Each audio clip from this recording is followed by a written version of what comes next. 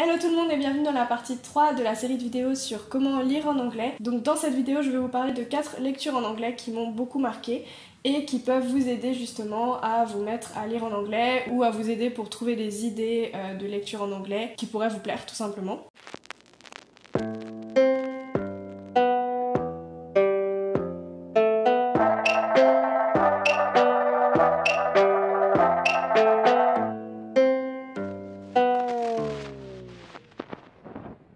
Apparemment, je m'excuse pour ma voix, j'ai un restant de Covid qui du coup me dérange énormément, donc je vais sûrement beaucoup me racler la gorge dans cette vidéo, ça va être super embêtant. Mais voilà. Alors pour la première lecture dont je vais vous parler, il s'agit de The Magic Finger de Roald Dahl et c'est un livre que j'ai lu quand j'avais 12 ans. Donc à l'école c'était une lecture imposée par ma prof d'anglais. Et c'est du coup la toute première lecture que j'ai pu faire en anglais. Je voulais vraiment vous en parler parce que justement je trouve que c'était un très bon choix de lecture pour commencer et qui justement pourrait être aussi intéressant pour vous pour débuter en anglais. Donc il s'agit d'un petit livre très rapide à lire qui date de 1966, donc c'est assez vieux finalement, mais c'est vrai qu'on n'a pas forcément l'impression à la lecture que c'est un récit qui date déjà. Donc bien sûr si vous connaissez Roald Dahl vous savez que ce sont des récits souvent qui sont très intelligents même s'ils sont conçus pour les enfants, ils peuvent être tout autant intéressants à lire pour les adultes. Donc je vais vous parler de The Magic Finger un petit peu, mais c'est vrai qu'en général je trouve que Roald Dahl ça peut être une très bonne idée de lecture pour commencer à lire en anglais, que vous soyez un enfant, un adolescent ou un adulte. Je trouve que ce sont des récits qui peuvent se relire à l'infini et vraiment à toute étape de notre vie. En plus, ces récits-là sont toujours illustrés par Quentin Blake qui fait des super illustrations et qui peuvent aussi justement vous aider pour mieux comprendre l'histoire si vous vous sentez un peu perdu. C'est vrai que l'illustration ça aide toujours. Et puis voilà, ça rajoute un peu de contexte, donc si vous manque du vocabulaire ça peut toujours être super intéressant. Donc vraiment je pense que Roald Dahl c'est une très bonne option. The Magic Finger raconte donc l'histoire d'une jeune fille, d'une petite fille de 8 ans qui en fait a un pouvoir magique. Je crois qu'il s'agit de faire sortir une sorte d'étincelle électrique de son doigt lorsque quelque chose l'importune ou qu'elle est en colère envers quelque chose. Et donc dans cette histoire elle va un jour rencontrer ses voisins qui reviennent de la chasse et qui viennent de tuer un cerf, et en fait cette situation va la mettre très en colère et elle va user donc de son pouvoir, de son doigt magique pour transformer ses voisins qui vont donc du coup devenir des créatures assez étranges. Donc je vous en dis pas plus, mais c'est un très beau récit qui fait beaucoup réfléchir et qui, même s'il est destiné aux enfants, peut être encore une fois très intéressant, et je pense qu'il ne risque pas de vous ennuyer à la lecture. Alors si vous hésitez entre ce livre-ci de Roald Dahl ou un autre, c'est vrai que ce livre n'est pas mon livre préféré de Roald Dahl, mais c'est le seul que j'ai lu de Roald Dahl en anglais. Par contre je vous conseille de lire, du coup si ça vous intéresse, de lire donc Mathilda, ou alors Le Bon Gros Géant, ou encore Charlie et la chocolaterie. En plus vous avez moyen de regarder les films aussi, et ça peut vous aider justement à comprendre mieux l'histoire puisque les films sont très connus, donc ça peut être une bonne option pour vous. Mais je comprends très bien que si vous avez 20 ans ou plus, Roald Dahl c'est peut-être pas la première option que vous avez envie pour commencer à lire en anglais, et peut-être que vous préférez quelque chose de moins enfantin.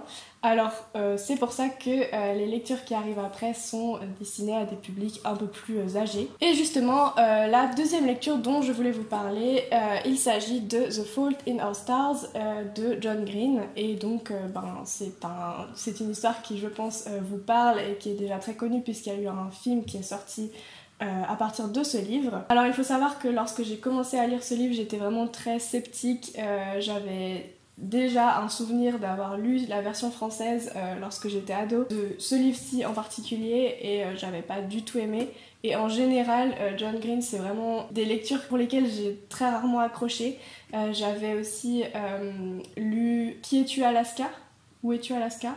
quelque chose comme ça je crois le titre, Qui es-tu Alaska il me semble, et pareil j'avais pas du tout accroché, donc ce livre aussi est une preuve qu'on peut se réconcilier facilement avec un auteur en lisant la version du coup originale. Donc c'est vrai que la romance c'est pas du tout un genre que j'ai l'habitude de lire, mais comme je le disais dans les précédentes vidéos, je pense que pour commencer à lire en anglais c'est un genre qui est très facile d'accès, donc c'est pour ça que deux lectures dont je vais vous parler dans cette vidéo sont des romances. Je pense que ce sont des lectures qui sont souvent plus faciles à lire et qui sont écrites dans un style peut-être un peu plus léger. Donc c'est vrai que lorsque vous débutez et si vous ne voulez pas lire des lectures pour enfants, ça peut être une très bonne option. En plus, le style d'écriture de John Green est très simple, même si ça n'enlève rien à la beauté de son écriture. Et peut-être que ça vous semble bizarre que je dise ça, puisque juste avant j'ai dit que j'aimais pas du tout John Green, mais c'est vrai qu'en fait, la version originale, ça m'a montré à quel point parfois il vaut mieux lire dans la version originale un auteur pour se rendre compte de sa vraie plume. Donc voilà, c'est pour ça que je dis que maintenant j'aime beaucoup John Green. Après c'est vrai que j'avais déjà lu la version française, donc il y a des années de ça, mais peut-être que ça m'a aidé à mieux comprendre l'histoire puisque j'avais encore des petites bribes de la version française, je me souvenais un peu du déroulement du récit, je savais un peu à l'avance ce qui allait se passer. Donc peut-être que ça a aidé à la compréhension, mais je pense que vraiment c'est un style qui est très facile d'accès encore une fois. Et qui peut... Enfin voilà, je pense vraiment que vous pouvez foncer même pour une première lecture en anglais, c'est pas compliqué du tout. Je dirais même que c'est une romance très intelligente, qui a beaucoup de réflexions sur la vie et la mort. Bon du coup ce sont vraiment des réflexions qui sont à propos lorsque on sait l'histoire de ce livre, puisque c'est l'histoire de deux adolescents, Hazel et Augustus, qui sont atteints de cancer et qui vont se rencontrer et qui vont poursuivre un rêve un peu fou qui est de partir à l'autre bout du monde, donc à Amsterdam, rencontrer l'auteur de leur livre préféré et lui poser des questions sur la suite de l'histoire et voilà, sur le récit en lui-même, je vous en dis pas plus. Et donc au cours de ce voyage et de ces rêves qu'ils vont nourrir à deux, une romance va donc se mettre en place. Mais je trouve que du coup c'est une romance très intelligente par toutes ses réflexions. Il y a aussi beaucoup de passages qui sont très poétiques et que même j'avais, je crois, relu plusieurs fois parce que vraiment ils sont super beaux, super bien écrits et même si vous n'êtes pas anglophone, ils peuvent vous toucher aussi. J'ai pleuré en lisant ce livre, c'est extrêmement rare, je ne crois même pas que j'avais pleuré avant en lisant un livre et vraiment voilà, c'est un récit qui est super touchant, super triste. Alors pour la lecture suivante, je n'ai malheureusement pas le livre avec moi, il est resté en France. Par contre, dès que je retourne en France, je vais le prendre avec moi parce que c'est un de mes livres préférés, donc j'ai vraiment envie de l'avoir avec moi. Donc il s'agit de Normal People de Sally Rooney et j'avais déjà fait d'ailleurs un post Instagram à propos de ce livre sur mon compte. Donc il va falloir scroller pas mal vers le bas si vous voulez aller voir la publication. Mais c'est un livre qui m'avait énormément touchée lorsque je l'ai lu et qui fait toujours partie donc de mes lectures préférées. Donc c'est vrai que Sally Rooney c'est l'auteur, je trouve, par excellence si vous êtes un jeune adulte ou un adulte et que vous voulez vous lancer dans la lecture en anglais. Je trouve que c'est un style d'écriture qui est très accessible mais qui reste suffisamment intéressant, suffisamment complexe si on veut pour être apprécié par tous les âges, plutôt par les adultes et les adolescents du coup. Donc il s'agit ici aussi d'une romance et si vous avez vu la série vous savez donc que c'est une romance un peu originale et pas vraiment comme les autres. Et c'est pour ça que ce livre est aussi intéressant, parce qu'il va justement un peu casser le code de cette romance. Donc c'est l'histoire de Marianne et Connor, qui sont deux Irlandais, et en fait on va les suivre à travers une grande partie de leur vie, entre séparation, éloignement, et ce qui est très beau, c'est que justement on a l'impression que la vie les réunit à chaque fois et régulièrement. Malgré tout leur choix de vie, ils vont toujours réussir à se retrouver d'une manière ou d'une autre. Donc c'est l'histoire d'une grande histoire d'amour, mais aussi d'une grande amitié. Et donc voilà, si vous avez vu la série, vous connaissez déjà l'histoire, mais je trouve que le récit justement de Sally Rooney est aussi très très intéressant, très beau. Personnellement, j'ai vu qu'un petit bout de la série et donc j'ai vraiment adoré le livre, donc je pense que je préfère le livre à la série. Et pareil, il y a énormément de passages qui sont super bien écrits, qui sont très très beaux. Donc très poétique aussi, mais aussi dans les dialogues, il y a beaucoup de légèreté, beaucoup de réflexions très intelligentes aussi sur le questionnement et les inquiétudes d'adolescents qui arrivent à l'âge adulte. Donc je vous conseille à 1000%. Du coup, c'est une auteure que, pour le coup, je n'ai pas du tout envie de découvrir en version française. Peut-être parce que je l'ai découverte donc en lisant en anglais ses écrits. Mais c'est vrai que du coup j'en avais déjà parlé, mais j'ai un autre livre d'elle, donc j'en avais déjà parlé dans une ancienne vidéo, mais il s'agit de Conversations with Friends, et je l'ai pas encore commencé parce que je suis en train de lire une autre lecture en anglais actuellement, mais je pense que je vais rester sur les livres en version originale. Et il y a un autre livre d'elle du coup que j'ai très envie d'avoir, je vais vous le mettre par ici. Et pareil, je pense que je vais l'acheter en version originale. Et enfin, la quatrième lecture, il s'agit de That Bird Has My Wings. Donc il s'agit de l'histoire vraie d'un condamné à mort qui s'appelle Jarvis J. Masters. Et je crois que ce n'est pas lui qui a écrit vraiment le livre, mais une personne qui a retranscrit ces mots. Et c'est un récit donc, que je n'ai pas terminé. Vous pouvez voir le marque-page ici, je suis au tiers, je pense, à peu près. Mais j'avais très envie de vous parler de cette lecture quand même. Donc Jarvis a souhaité raconter son histoire de la manière la plus fidèle possible. En tout cas, c'est comme ça que le récit nous est présenté au tout début. Et c'est ça qui est aussi troublant et aussi touchant, c'est parce que son histoire, sa vie est racontée point par point, avec toutes ses émotions, qu'elles soient bonnes ou mauvaises. Alors par contre, c'est une lecture qui, vous l'imaginez bien, est assez dure. Alors pas dans le style d'écriture, mais surtout dans les propos.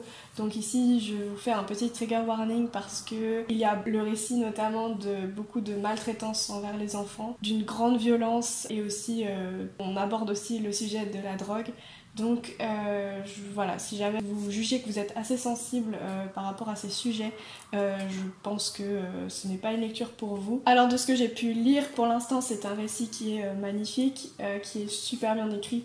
Encore une fois, c'est pour ça que je vous en parle, sinon je vous en parlerai pas. Mais oui, c'est un récit que curieusement je n'ai pas eu de mal à lire, bien que je n'ai pas vu de film, que je n'ai pas vu de version française ou quoi que ce soit, et qu'il n'y ait pas de champ lexical connu, puisque ça parle vraiment de la vie en général, enfin de la vie globale d'une personne. Donc on a de tout, de tous les sujets. Et pourtant, j'ai pas eu de mal à comprendre l'histoire jusqu'ici. Bien sûr, il y a des passages qui restent assez flous et peut-être qui sont un peu plus compliqués. Et je suis souvent tentée peut-être de regarder certains mots dans le dictionnaire, mais je ne le fais pas parce que si vous avez vu ma vidéo précédente, ce n'est pas du tout quelque chose à faire. Et curieusement, même si je le fais pas, en fait, il suffit que j'attende quelques pages et je vais finir par en fait tout simplement comprendre de quoi le sujet retourne. Donc voilà pour ces 4 lectures. Alors pour résumer, si vous cherchez un livre en anglais, que vous soyez déjà habitué à lire en anglais ou pas du tout, je vous conseille donc, si vous êtes jeune, de lire du Roald Dahl, enfin de commencer avec Roald Dahl. Si vous êtes plutôt adolescent, je vous conseillerais du coup de lire plutôt du John Green. Et si vous êtes jeune adulte ou adulte, du coup je vous conseille énormément de lire Sally Rooney. Donc bien sûr cette liste n'est pas du tout exhaustive et ce sont simplement des lectures par lesquelles je suis passée et qui m'ont aider à poursuivre dans la lecture en anglais, et c'est pour ça que je vous en parle aujourd'hui. Donc quand j'étais en Irlande, je lisais beaucoup plus en anglais et beaucoup plus facilement, et c'est d'ailleurs là-bas que j'ai découvert Normal People. Je lisais aussi pas mal de lectures théoriques avec les cours à l'université. Donc c'est vrai que j'étais peut-être plus habituée à lire des textes compliqués qui n'étaient pas du tout fictionnels, où il n'y avait pas de déroulement narratif. Donc c'était des textes qui demandaient beaucoup plus de concentration, et c'est peut-être comme ça qu'au final la lecture de fiction apparaissait plus simple et plus facile d'accès, alors que maintenant c'est peut-être plus compliqué et il y a vraiment cet effort à faire de se mettre à lire en anglais alors qu'on ne parle pas anglais au quotidien et qu'on n'entend pas d'anglais au quotidien. Donc voilà, c'est quelque chose que je vous invite vraiment à faire, et je voulais vraiment vous montrer que c'est toujours compliqué comme démarche. Et justement parce que dans le cas de John Green par exemple, le fait de découvrir un auteur dans sa langue originale, lorsqu'on a accès à cette langue et qu'on la connaît un minimum, je pense que c'est super intéressant parce que ça permet justement de voir que parfois ce n'est pas du tout en fait le style de l'auteur qu'on n'aime pas, ça peut être juste la traduction, ou bien l'âge auquel on découvre l'auteur. Aussi, je tenais à vous remercier parce qu'on a dépassé la barre des 100 abonnés sur la chaîne, donc merci infiniment, ça me touche beaucoup. Je vois de plus en plus de retours dans les commentaires et c'est vraiment, ça fait plaisir à voir. et ça me pousse du coup à faire d'autres vidéos. Donc si cette vidéo vous a plu, n'hésitez pas à mettre un like et à vous abonner à la chaîne. Vous pouvez également laisser un commentaire, me donner votre avis et me proposer aussi d'autres lectures en anglais. Donc c'est la fin de cette série de vidéos en 3 parties sur les lectures en anglais. J'espère vraiment que ça vous aura aidé et que ça vous aura donné des petits tips pour lire en anglais ou même dans d'autres langues. Donc voilà, j'espère vraiment que cette vidéo vous aura plu et je vous retrouve très bientôt pour une prochaine vidéo. En attendant, prenez soin de vous et à bientôt!